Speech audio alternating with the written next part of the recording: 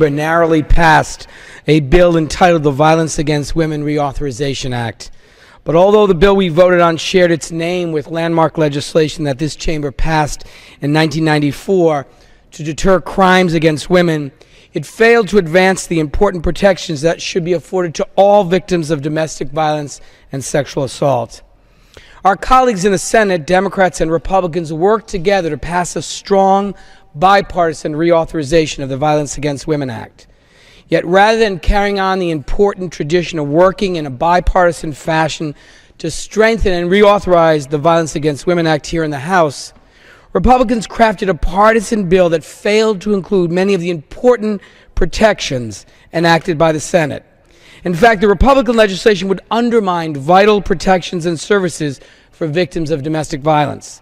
The House Republican proposal left out improvements that the Senate had passed, including protections for immigrant women, college students, and LGBT Americans.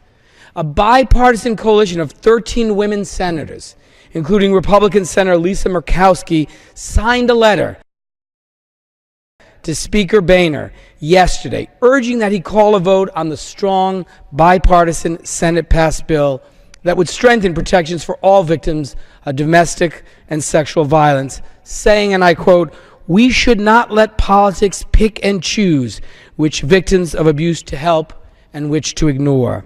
A bill, by the way, that every single woman in the Senate, Republicans and Democrats, voted for.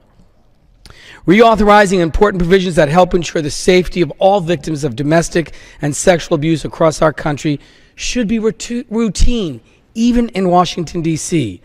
But once again, House Republicans have allowed a far-right ideology to interfere with a common-sense approach to protecting women and families from violence. Women's lives are too important for another round of congressional brinksmanship. Last year in my home state of Rhode Island, more than 13,000 hotline calls were answered by the Rhode Island Coalition Against Domestic Violence. Republicans in this chamber are wrong to relegate the safety and well-being of these women behind an extreme political ideology. I urge my colleagues to continue their strong support for the bipartisan Senate legislation that would provide effective protections for all victims of sexual or domestic violence. We must keep the pressure on for passage of the Senate bipartisan bill. America's women and our families deserve no less.